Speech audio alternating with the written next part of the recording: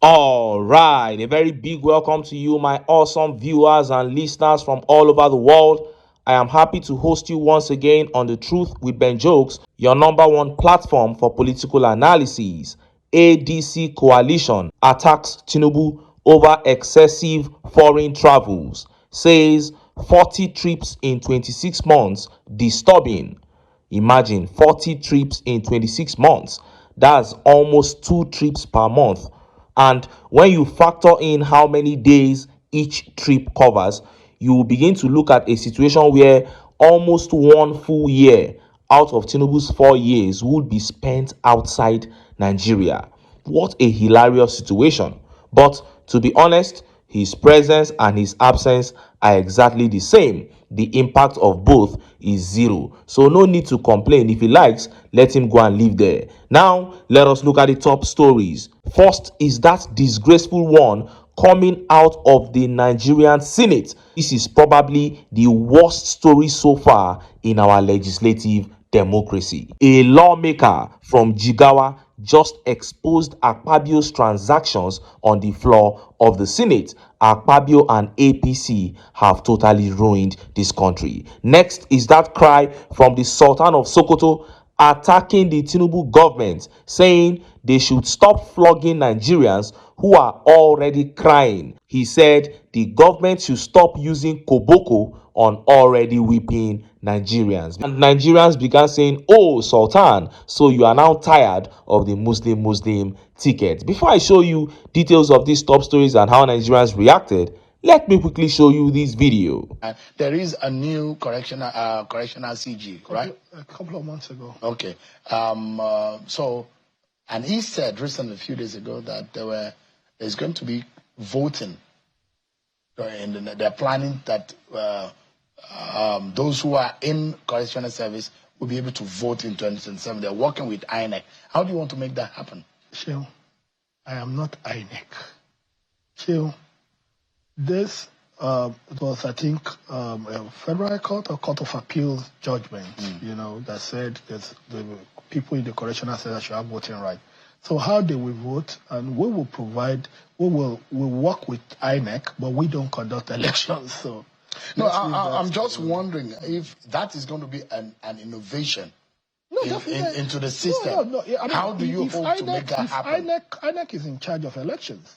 We will work with INEC and be able to create an enabling environment once that's what INEC wants to do. We don't decide what we don't decide what they do. I mean, INEC is an independent body, under the law. So they have the powers to conduct elections, to organize elections. And it's our responsibility as security agencies to give them the support. And of course, in the correctional centers, create the enabling environment if INEC decides to go ahead with it.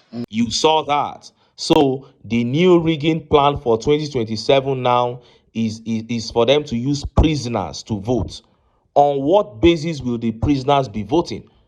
How can they vote their conscience when they are in chains? Somebody can just come and tell them anything, tell them what to do there. How will they even be able to properly assess the candidates? Will the parties go to the prisons to campaign? What in the world is going on in this country? Yesterday I said that the madness of this administration is beyond what we can imagine. This is another proof. Who could have thought of something like this? Nigerians who are free are complaining that their votes don't count. Is it prisoners' votes that will now count? Well, I leave this to the leaders of the opposition. I don't know how they plan to counter, how they plan to tackle, all these open rigging plans that the APC are making for 2027 elections. Maybe they also have plans to deliver 3 million votes each from their strongholds. And I hope this country doesn't descend into serious chaos in 2027, because Northerners have seen Tinubu's handwriting and they are already sending warnings. Some weeks ago, some Northern elders were saying if the 2027 is rigged, this country will descend into anarchy. And that is why I am saying, instead of having that reality, all the opposition members should come together and ensure that the process is transparent. Anyway, we'll keep our fingers crossed and we'll see how events unfold. Now, let us look at the top stories. First is that one coming out of the National Assembly, Jigawa lawmaker brutally exposing Godzilla Akpabio and his cohorts. And next is that update from the Sultan of Sokoto crying out and attacking the Tinubu administration over their nonchalance and poor handling of the growing hardship in Nigeria. Let's start by taking that update from the National Assembly. Look at how the papers reported it.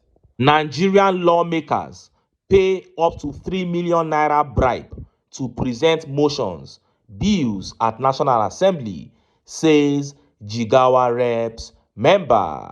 A member of the House of Representatives, Honorable Ibrahim Usman Oyo, representing Hadejia Oyo and Kafin Hausa Federal Constituency of Jigawa State, has alleged that federal lawmakers are required to pay 1 million naira and 3 million naira before being allowed to present motions, bills, or petitions during plenary sessions.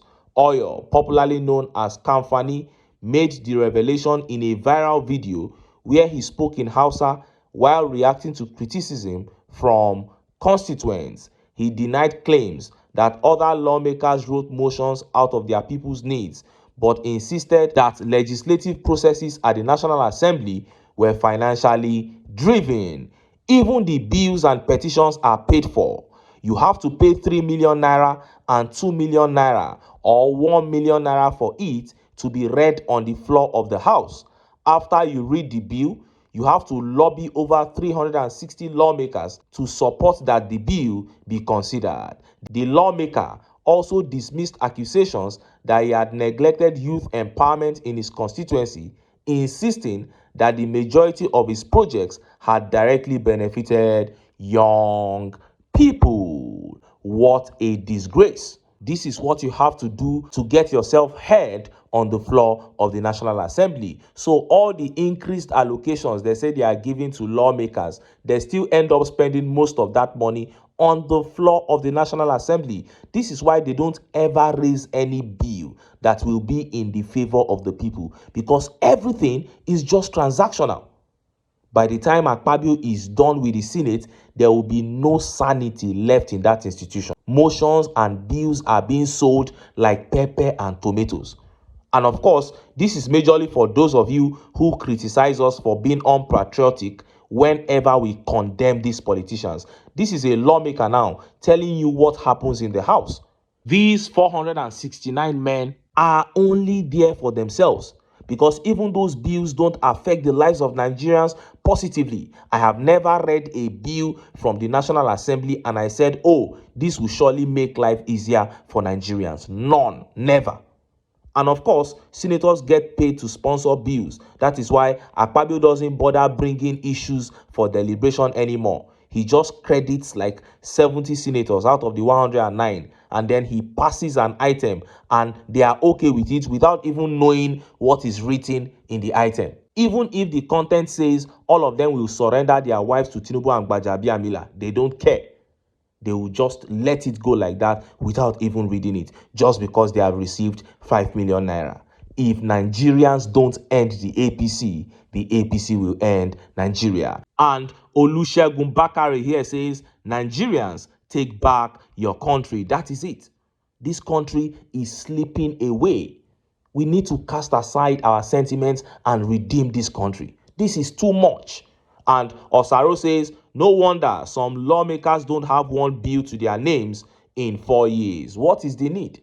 What is the need when you must pay heavily to move a bill? And our Rex here says, the country has been consumed by Jagaban politics. What a shame. And just as Nigerians were yet reacting to that update from Sultan of Sokoto began making the rounds. Look at how the papers reported it. Sultan to federal government and governors, listen to Nigerians, stop beating them with koboko.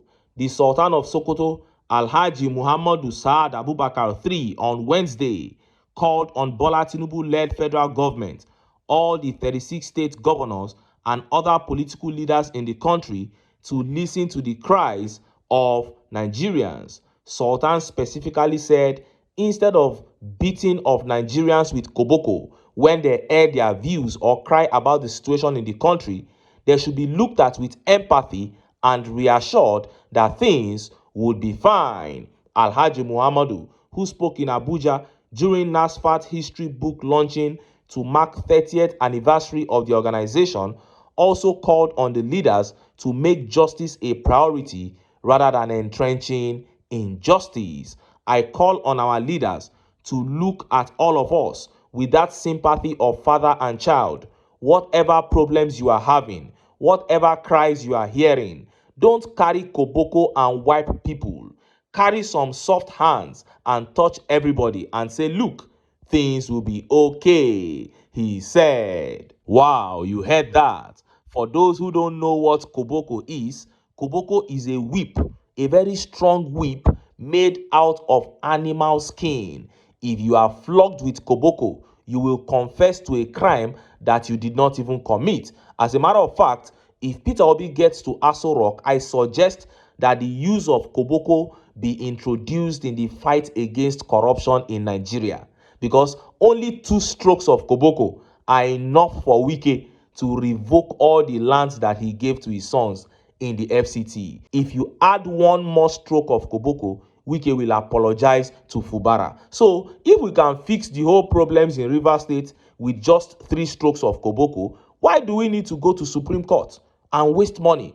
I'm sure Peter Obi will consider such a move to fight corruption in Nigeria. So, Sultan, you are now tired of the Muslim ticket, right?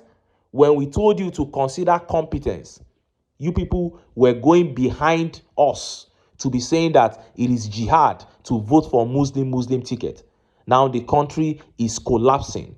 The other day he was crying that terrorists are all over Sokoto, that you see bandits moving about with guns in broad daylight.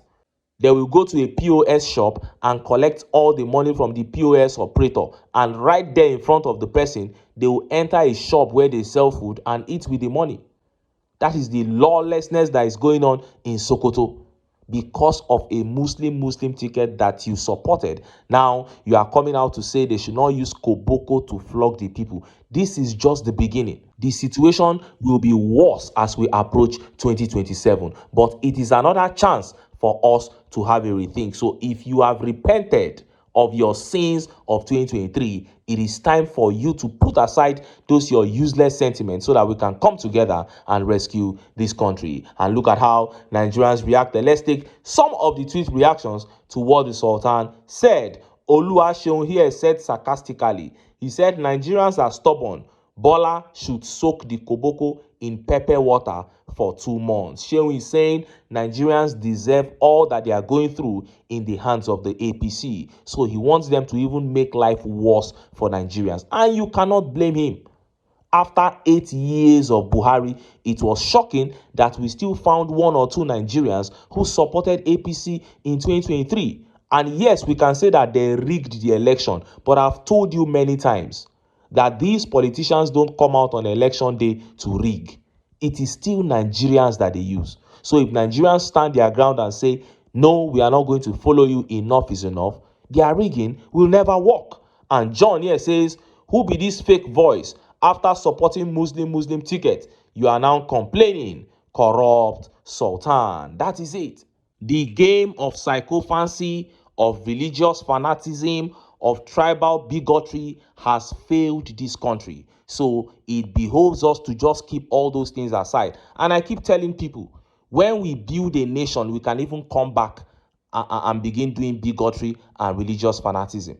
When we are able to build our nation to a point, when we have our health sector in place, when education is in place and all that, we can be doing all those things for entertainment. Not now that everything is sinking, and instead of fixing the country, you will now be seeing everything through tribal and religious lenses. This is the wrong time to do so. And in other news, Ebonyi government awards 2.9 billion naira contracts to ex-minister Ugwuewu's company after he lauded Governor Nwifuru. So this man came out and lauded him. He said the governor is doing very well. And then he responded with a 2.9 billion naira contract. Go and check it very well. They will not do that contract. Just dashed him money. He's now his political ally for praising him. This is why this same governor of Ebonyi came out and said that Tinubu is God sent. That some people played religious politics, but God saw Tinubu's heart and put him in Aso Rock. That was what governor of Ebonyi said. Why? Because they have given them heavy allocation due to subsidy removal so that they can throw money around anyhow.